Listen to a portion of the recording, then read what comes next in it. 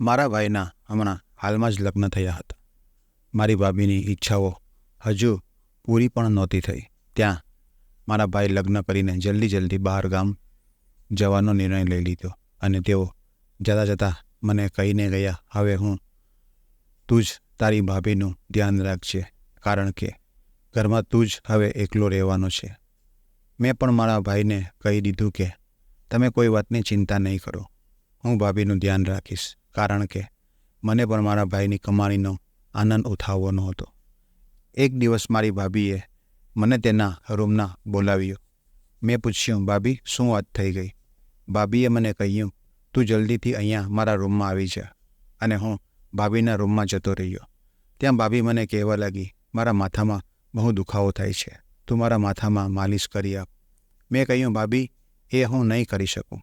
પણ ભાભી કહેવા લાગી, તને આ કરવું જ પડશે. અને હું ભાભીના માથાની માલિશ કરવા લાગ્યો. ત્યાં ભાભી અચાનક કહેવા લાગી, હવે તું મારી પીઠ ઉપર તેલ લગાવીને માલિશ કરી આપ. પછી ભાભીએ પોતાની સાડી, આ બધું જોઈને મારા શરીરમાં કરંટ લાગવા લાગ્યો. પછી મેં ભાભીની પીઠ ઉપર તેલ લગાવી અને ધીરે ધીરે માલિશ કરવા લાગ્યો. મારું મન એકદમ વિચલિત થઈ ગયું. ભાભી અજીબ રીતે અવાજો કરવા લાગી. બસ પછી શું હતું, મારાથી કંટ્રોલ થયું નહીં અને હું ભાભીને. મારી ઉંમર 21 વર્ષની હતી. આ દિવસમાં હું ઘરમાં જ રહેતો હતો. મારા ભાઈને લગ્ન એટલા માટે જ કર્યા હતા કે મને ઘરમાં એકલવાયું ના લાગે. ભાભીનું નામ રાખી હતું અને હું પણ તેમને રાખી કહીને જ બોલાવતો હતો. હંમેશા તેઓ ઉદાસ રહેતા હતા. કેટલીક વાર મેં તેમને છુપીને રડતા જોઈ હતી. મને લાગ્યું કે તે મારા ભાઈને યાદ કરે છે, તે માટે છુપીને રડતી હશે. પરંતુ ક્યારેક મેં એમના વિશે પૂછ્યું ન હતું અને ન તો ભાભીએ ક્યારે મને દિલ ખોલીને તે વાત કહી હતી. રાત્રે તેઓ પોતાના રૂમમાં બંધ થઈ જતા અને રૂમમાંથી રડવાનો અવાજ આવતો. એમ હતું કે ભાઈ મારો લગ્નના બીજા અઠવાડિયે જ વિદેશ જતો રહ્યો હતો. એક નવી પરણેલી કન્યા માટે પોતાના પતિ વગર રહેવું ખૂબ જ મુશ્કેલ થઈ જાય છે. પરંતુ મારા ભાઈએ તો લગ્ન ફક્ત મારા માટે જ કર્યા હતા, કારણ કે હું ઘરમાં એકલો જ રહેતો હતો અને હવે ઘરની જિમ્મેદારી સંભાળવા માટે એક સ્ત્રીનું હોવું જરૂરી છે. એટલે ભાઈ ભાભીને મારા આશરે મૂકીને ચાલ્યા ગયા. રાખી ભાભી એકદમ એકલા રહેતા હતા. તેમનું ધ્યાન પણ હું જ રાખતો હતો. તે પણ એક 26 વર્ષની જવાન સ્ત્રી હતી. લગ્ન ન થવાને કારણે મારા ભાઈ સાથે તેના લગ્ન થયા હતા, કારણ કે વીતતા સમયની સાથે તેમની પણ ઉંમર વધતી જઈ રહી હતી. એક રાત્રે હું સૂવાની તૈયારી કરી રહ્યો હતો ત્યાં ભાભી મને બોલાવવા લાગી. હું વિચારી રહ્યો હતો કે આ સમયે ભાભીને મારી પાસે શું કામ હોઈ શકે છે. એ જ વિચારીને હું જલ્દી ભાભીના રૂમમાં જતો રહ્યો, કારણ કે ભાઈએ જતાં ભાભીને આખી જિમ્મેદારી મારી ઉપર નાખી હતી. તેમણે કહ્યું હતું કે મારા પછી ઘરની જરૂરિયાતોનું ધ્યાન રાખજે અને સાચા દિલથી તારી ભાભીની સેવા કરજે, કારણ કે ભાઈના પૈસા ઉપર હું મજા કરતો હતો. એટલા માટે હું તે નહીં ઈચ્છતો હતો કે ભાભી ભાઈને કોઈ ફરિયાદ કરે. જ્યારે પણ ભાભી ભાઈને પાછા આવવાની વાત કરે ત્યારે તેમને કોઈને કોઈ ખોટું બહાનું કાઢીને આવવાની ના પાડી દેતા. રાતના 1 વાગ્યે ભાભીએ મને અવાજ કરીને તેમના રૂમમાં બોલાવ્યો અને હું એ વિચારીને ચાલ્યો ગયો કે તેમને કોઈક જરૂરી કામ હશે. પરંતુ ત્યાં જઈને હું આશ્ચર્ય થઈ ગયો કારણ કે તેઓ પોતે બેડ ઉપર સૂતેલા હતા. હું ગભરાઈને દરવાજા પાસે જ રોકાઈ ગયો. મેં ભાભીને અવાજ કરીને કહ્યું, ભાભી મારું કોઈ કામ હતું? મારો અવાજ સાંભળીને તેઓ ઉઠી ગયા અને મેં વિચાર્યું કે હંમેશાની જેમ તેઓ પોતાનો દુપટ્ટો ઢાંકી દેશે, કારણ કે તેઓ આખો દિવસ દુપટ્ટો તેમની સાથે જ રાખતા. મેં ક્યારેય પણ તેમને આવી રીતે જોઈ ન હતી. પરંતુ મારો અવાજ સાંભળીને તેઓ કહેવા લાગ્યા, સમર, અંદર આવી જા, મને તારી સાથે કોઈ જરૂરી કામ છે. ભાભી હજુ પણ એમ જ સૂતેલા હતા. હું રૂમમાં ગયો, પરંતુ મારી નજર ઝૂકેલી હતી અને હું શરમાઈ રહ્યો હતો. મેં ભાભીને પહેલી વાર આવી રીતે જોઈ હતી. ભાભીએ મારા તરફ વળીને જોયો અને મારી નીચી નજરને જોઈને કહેવા લાગી, સમર, શરમાવાની કોઈ વાત નથી. આ ઘરમાં આપણે જ એકબીજાનો સાથ આપવો પડશે. મારા પતિ તો વિદેશમાં રહે છે, પરંતુ તું હંમેશા અહીંયા જ રહે છે અને મારું ધ્યાન રાખે છે. એ જ વિચારીને મેં તને અહીંયા બોલાવ્યો છે કે તકલીફના સમયે તું જ મારો સાથ આપીશ. ભાભીની વાત સાંભળીને મેં હેરાનીથી તેમને તરફ જોયું. તેઓ કહેવા લાગ્યા કે મારા માથામાં બહુ દુખાવો થાય છે. શું તું મને મસાજ કરી આપીશ? તારા ભાઈએ મને કહ્યું હતું કે તું ખૂબ જ સરસ રીતે મસાજ કરે છે. તેમનો દુખાવો થોડી જ વારમાં મટી જાય છે. ભાભીની વાત સાંભળીને હું હસી પડ્યો, કારણ કે તે વાત સાચી હતી. જ્યારે પણ ભાઈ અહીંયા રહેતા ત્યારે તેઓ મારી પાસે માથાની માલિશ કરાવતા, પરંતુ તેઓ મારા ભાઈ હતા અને ભાભીની મસાજ હું કઈ રીતે કરી શકું? ભાભી મને વિચારમાં મૂકી દીધો. સમજ નહીં પડતી હતી કે હું શું કરું. હું વિચારી રહ્યો હતો કે ભાભી કેવી સ્ત્રી છે કે જે પોતાના દિયર પાસે મસાજ કરવાનું કહી રહી છે. તેમને શરમ નથી આવતી? જાણે કે તે કોઈ મોટી વાત તો હતી નહીં, પરંતુ એક સ્ત્રી એક પુરુષ પાસે મસાજ કરાવી, અને એ પણ પોતાના દેવર પાસે. અગર કોઈ બીજો હોત તો ના પાડવાને બદલે તેમને ખૂબ જ ખડી ખોટી સંભળાવી દેત. પરંતુ આ સમયે હું ભાભીના આશરે જીવી રહ્યો હતો, એટલે તેમની સામે મોઢું ચલાવવાની હિંમત થઈ નહીં અને તેમને ના પાડી શકતો ન હતો. ભાભીએ ડ્રેસિંગ ટેબલ ઉપર મૂકેલી તેલની બોટલ મને બતાવી અને કહેવા લાગી, બહુ સારું થશે જો તું મારા માથાની મસાજ કરી આપીશ.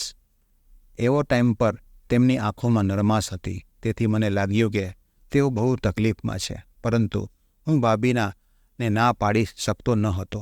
મેં એ તેલની બોટલ ઉપાડી અને તેમના બેડ ઉપર જઈને બેસી ગયો. પછી ધીરે ધીરે તેલ તેના માથા ઉપર લગાવીને મસાજ કરવા લાગ્યો. મેં મારી નજર ઝુકાવી લીધી હતી અને કોઈ પણ પ્રકારના ખોટા વિચાર ન કરવા મેં મારા પોતાને રોકી રાખ્યો હતો. મારો હાથ તેમના માથા ઉપર તેલ લગાવવાથી ધ્રુજી રહ્યા હતા. મેં આજ સુધી ભાભીને બહુ મદદ કરી હતી, પરંતુ ભાભીએ મારી પાસે ક્યારે પણ આવી ઈચ્છાની ફરમાઈશ નથી કરી. જેમ જેમ હું તેલ લગાવતો ગયો, ભાભીની અજીબો ગરીબ અવાજો રૂમમાં ગુંજવા લાગી. એવું લાગી રહ્યું હતું કે તેમને આરામ મળી રહ્યો છે. મેં ફરીને તેમની સામે જોયું નહીં અને તેમનો ચહેરો પણ મારી નજર પડી નહીં. હું શરમથી પાણી થઈ ગયો હતો અને હું ત્યાંથી બહાર જવા માટે વિચારી રહ્યો હતો, પરંતુ હું મજબૂર હતો. જો હું ભાભીને ના પાડી દેત અને તે વાત મારા ભાઈને ખબર પડી હોત કે હું ભાભીની કોઈ વાત નથી માનતો, તો મારો ખર્ચો પાણી બંધ થઈ જાત. ભાભીએ મને ક્યારે પણ કોઈ વસ્તુ માટે ના પાડી ન હતી. હું ક્યારે પણ તેમની પાસે પૈસા માંગી લેતો અને તેઓ સવાલ કર્યા વગર મને આપી દેતા હતા. ઘણી વાર સુધી મેં મસાજ કરવાનું ચાલુ રાખ્યું અને તેમનો અવાજ રૂમમાં ગુંજી રહ્યો હતો. ત્યાર પછી તેમને નીંદર આવી ગઈ, કારણ કે તેમનો અવાજ આવવાનો બંધ થઈ ગયો. પછી હું ઉઠીને મારા રૂમમાં જતો રહ્યો. પહેલી વખત મેં કોઈ સ્ત્રીને આવી રીતે મસાજ કરી હતી અને એ વાતથી મારી અંદર આગ લાગી રહી હતી. ભાભી રૂપાળા ચહેરો અને મને નશામાં નાખી દીધો. જેવો જ મને વિચાર આવ્યો કે તેઓ મારા ભાઈની પત્ની છે, ત્યાં જ મેં વિચાર્યું કે હવે હું તેમના રૂમમાં નહીં જાઉં. આવતી સવારે ભાભી બરાબર દુપટ્ટો ઓઢીને આવી ગઈ અને મારા માટે રોટલી બનાવતી હતી. પછી મેં આગળ જઈને રોટલી લીધી અને તે મને કહેવા લાગ્યા કે સમર, તે મારા માથાનો દુખાવો ખતમ કરી લીધો છે. તને થેન્ક યુ કહેવા માંગુ છું. તેમની વાત સાંભળીને હું શરમાઈ ગયો. મેં કહ્યું કે હકીકતમાં તો તમે આખો દિવસ ઘરમાં કામ કરતા રહો છો, એટલે તમે થાકી જાઓ છો. હું કોશિશ કરીશ કે તમારા કામમાં મદદ કરી શકું. ક્યાં તમને કોઈ નોકર રાખી લ્યો. મારી વાત સાંભળીને ભાભી કહેવા લાગ્યા કે મારી થાક તો ત્યાં સુધી મટશે નહીં જ્યાં સુધી મારો પતિ નહીં આવે. તે જ દિવસે મારો થાક દૂર થશે. તેમના શબ્દોને હું સમજી શક્યો નહીં અને તેઓ રસોડામાં ચાલ્યા ગયા. હવે મને કોલેજમાં જવાનો સમય થઈ ગયો અને હું ઘરમાંથી જતો રહ્યો. આખો દિવસ મારા દિમાગમાં ભાભીના જ વિચારો ફરતા હતા. બપોરે જ્યારે હું ઘરે આવ્યો ત્યારે મારી બેન પણ ઘરે આવી ગઈ હતી. મેં વિચાર્યું કોઈ પણ રીતે મોકો શોધીને ભાભીની મસાજવાળી વાત કહી દઉં, પરંતુ તેઓ બંને એટલી મગન હતી કે તેને મારા માટે ટાઈમ જ નહીં મળ્યો. થોડી વાર પછી મારી બહેન કહીને ચાલી ગઈ કે મારા પતિનો કામથી આવવાનો સમય થઈ ગયો છે, તેથી હું તેમને મસાજવાળી વાત કહી શક્યો નહીં. થોડી વાર આરામ કર્યા પછી જેવો હું રૂમની બહાર નીકળ્યો તો મેં જોયું કે ભાભી કપડાં ધોઈ રહી હતી અને બહુ મુશ્કેલથી કપડાની બાલદી ઉપર ઉપાડીને ટેરેસ પર લઈ જતા હતા. તે જોઈને મને ખરાબ લાગ્યું, કારણ કે તે બધા કપડાં મારા હતા અને મારા કારણે જ તેમણે આટલી તકલીફ સહન કરવી પડતી હતી. મેં તરત જ ભાભીને રાડ પાડી. તેઓ પરસેવાથી લચપચ હતી. હું બાલદી પકડીને ટેરેસ પર ચડી ગયો અને તેમને મદદ કરતા કપડાં પણ તાર પર લટકાવી દીધા. જ્યારે અમે પાછા ફર્યા તો તેઓ કંઈક અજીબ રીતે આવી રહી હતી, જેમ કે તેમને બહુ વધારે તકલીફ થઈ રહી હોય. મેં તેમને કહ્યું કે તમે કહો તો હું તમને ડૉક્ટર પાસે લઈ જઈ શકું છું. મને લાગતું હતું કે તેમના માથામાં બહુ દુખતું હશે. મારી વાત સાંભળીને તેઓ ઉદાસી સાથે મુસ્કુરાઈને બોલ્યા, આ મારી ભૂલનું પરિણામ છે. ભાભીની વાત સાંભળીને હું હેરાન રહી ગયો. તેમણે કહ્યું કે તું ચિંતા નહીં કર, હું જલ્દી સારી થઈ જઈશ, અને તેમના રૂમમાં જતા રહ્યા. પાછલા કેટલાક દિવસોથી તેમની વાતો મારા સમજની બહાર હતી અને તે મારા માટે પરેશાની બની ગઈ છે. ક્યારેક એવું લાગતું હતું કે તેઓ કંઈક છુપાવવાની કોશિશ કરી રહ્યા છે. બપોર પૂરી થાય અને સાંજ પડી એટલે મને ચા પીવાની ઈચ્છા થઈ. હું ભાભીને બોલાવવા તેમના રૂમમાં ગયો, પણ તેઓ રૂમમાં રડી રહ્યા હતા અને કોઈને કહી રહ્યા હતા કે આ બધું તારા કારણે થયું છે. આજે જે મારી હાલત છે તેનો જિમ્મેદાર તું છે. મને ખબર ના પડી કે તેઓ કોની સાથે વાત કરી રહ્યા છે, પરંતુ નિશ્ચિત તે મારો ભાઈ હતો નહીં. ભાભીની વાતથી મને એટલી તો સમજ પડી કે ભાભીના માથામાં દુખાવાનું કારણ એ જ હતું કે તેઓ કોઈ બીજા સાથે ખોટી રીતે વાત કરી રહી હતી. મને કંઈ સમજમાં નહીં આવ્યું કે આ બધું સાંભળીને મને શું કરવું જોઈએ. વગર સમજીએ વિચારીએ મેં મારા ભાઈને ફોન કરી દીધો અને તેમણે કહ્યું, તમે પાછા કેમ નથી આવતા? તેઓ કહેવા લાગ્યા કે શું થયું, બધું બરાબર તો છે ને? મેં તેમને કહ્યું નહીં કે તમારી પત્ની કેવી હરકતો કરી રહી છે. બસ એ જ કહ્યું કે તેમને તમારી યાદ આવી રહી છે, એટલે જલ્દી આવી જાઓ. થોડી વાતો કરીને તેમણે ફોન કાપી લીધો. પછી હું વિચારવા લાગ્યો કે મારે શું કરવું જોઈએ. ફરી તે રાત્રે ભાભીએ મને બૂમ પાડીને તેમના રૂમમાં બોલાવ્યો. તો તેમના રૂમમાં ગયો. તેઓ સૂતેલા હતા અને તેમના માથાની મસાજ કરવાનું કહ્યું. મેં ચૂપચાપ તેલની બોટલ ઉપાડી અને તેમના માથાની મસાજ કરવા લાગ્યો અને હું વિચારવા લાગ્યો કે તેઓ મારી પાસે તેમના માથાની મસાજ શા માટે કરાવી રહ્યા છે. મને લાગ્યું કે જ્યારે હું કોલેજમાં જાઉં છું ત્યારે ઘરમાં કોઈ આવતું હશે. તે જોવા માટે બીજા દિવસે હું કોલેજમાંથી જલ્દી આવી ગયો, પરંતુ આ જોઈને હું હેરાન થઈ ગયો કે ઘર તો એકદમ સુમસામ હતું અને ઘરમાં કોઈ જ હતું નહીં.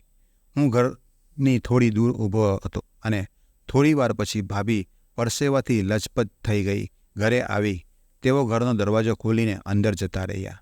હું તરત જ ઘરમાં ગયો અને ભાભીને પૂછવા લાગ્યો કે તમે આખો દિવસ શું કર્યું?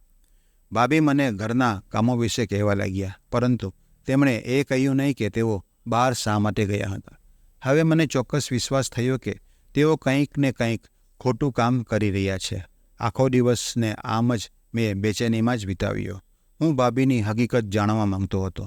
ફરી રાત્રિના સમયે ભાભીએ મને તેમના રૂમમાં બોલાવ્યો. મને ખબર હતી કે તેઓ મારી પાસે મસાજ કરાવવા માંગે છે, પરંતુ મારું દિલ આ વાત માટે માનતું ન હતું.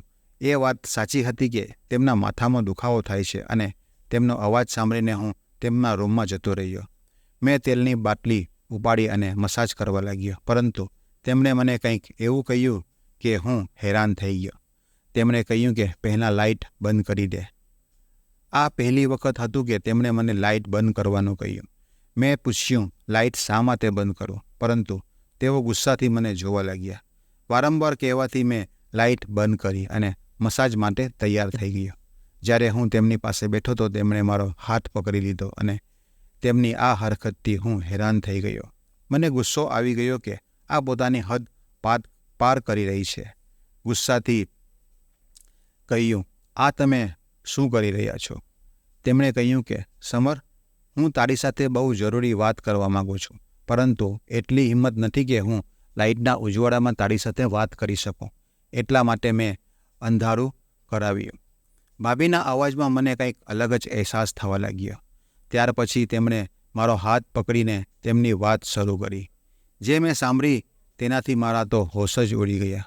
તેણે કહ્યું કે મને છોકરાઓ ખૂબ જ પસંદ છે. તેની સાથે સંબંધ રાખવાનો મને શોખ છે, પરંતુ કોઈ પણ મારી સાથે સંબંધ રાખવા માંગતું નથી. એટલે તેઓ એકલું જીવન વિતાવી રહ્યા છે. પરંતુ મુશ્કેલી તો ત્યારે આવી જ્યારે તેમના જીવનમાં કોઈ એક વ્યક્તિ આવ્યો જેને તેને પ્યાર અને સપનાઓ બતાવ્યા. જ્યારે પણ તે પૈસા માંગતો ત્યારે તે તેને પૈસા આપતી, પરંતુ જ્યારે લગ્ન કરવાનું કહ્યું તો તેને ના પાડી દીધી, કારણ કે તે થોડી ઉંમરમાં મોટી થઈ ગઈ હતી અને તે તેની સાથે લગ્ન કરવા નહોતો માંગતો. તે કોઈ છોકરીને પ્યાર કરતો હતો. તે કોઈ બીજી છોકરીને ઈચ્છતો હતો, કારણ કે તે ખૂબ જ પ્રગતિ કરી ચૂક્યો હતો. તેના સહારે તેને નાનું મોટું કામ પણ શરૂ કરી નાખ્યું હતું. તેની પાસે બધું જ આવી ગયું હતું અને તેને તેની જરૂરત પૂરી થઈ ગઈ હતી. પરંતુ આટલા વર્ષો પછી બે છોકરીઓના કારણે તેને મારો સાથ છોડી દીધો અને હવે રોજ મને કમરમાં દુખાવો અને ક્યારેક માથામાં દુખાવો થવા લાગ્યો હતો.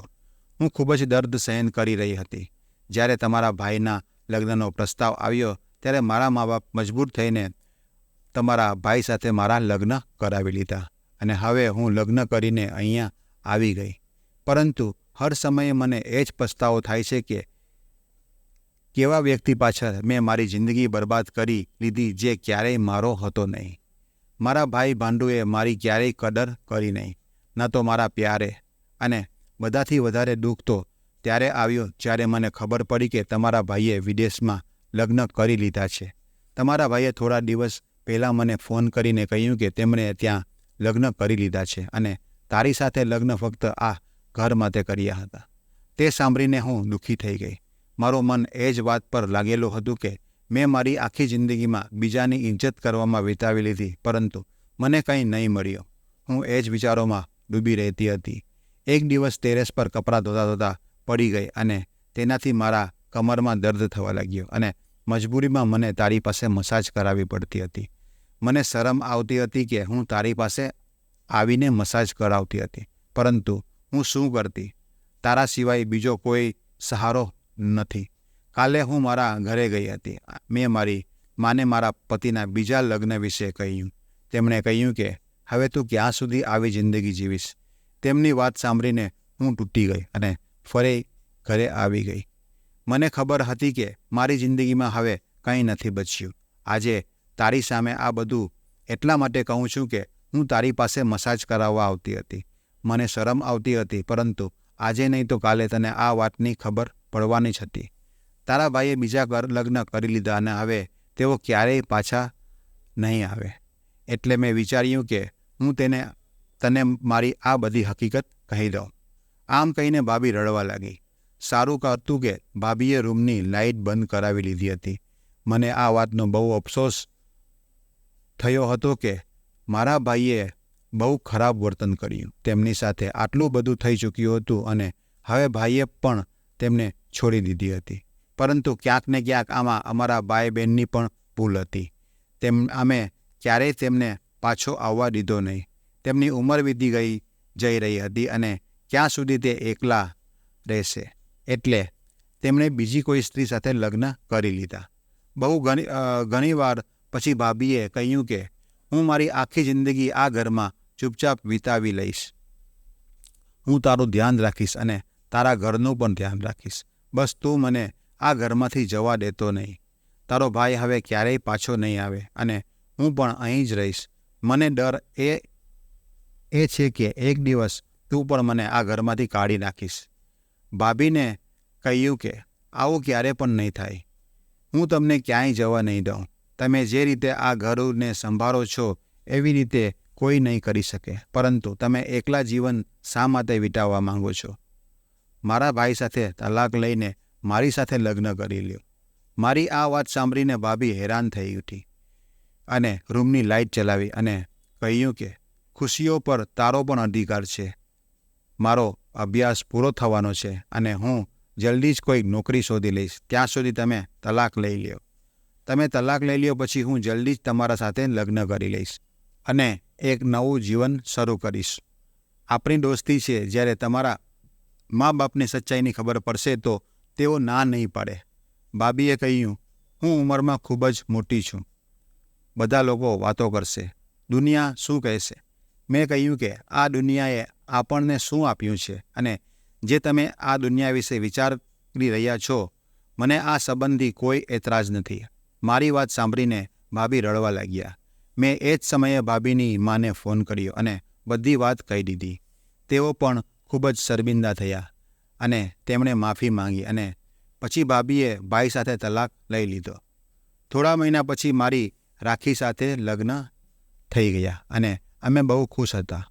ઉંમરમાં થોડો નાનો હતો, પરંતુ મેં તેને એ બધી જ ખુશીઓ આપી જે ખુશીઓ મારો ભાઈ અને તેનો એક્સ બોયફ્રેન્ડ નહીં આપી શક્યો. ભાભી મારાથી એટલી ખુશ થઈ ગઈ અને અમે રોજ રાત્રે ખૂબસૂરત નજારાઓ જોવા જતા અને આનંદના પળ વિતાવતા. અમે અમારા જીવનમાં બહુ ખુશ રહેવા લાગ્યા. દોસ્તો, તમને આ વાર્તા કેવી લાગી? કોમેન્ટ બોક્સમાં કોમેન્ટ જરૂર કરજો. તમારી કોમેન્ટથી હિંમત મળે છે. અને તમને જો વાર્તા ગમી હોય તો એક લાઈક કરી દેજો અને ચેનલ ઉપર નવા આવ્યા હોય તો ચેનલને સબસ્ક્રાઈબ પણ કરી દેજો. આ વિડીયો જોવા બદલ તમારો આભાર. ધન્યવાદ. જય શ્રી રામ.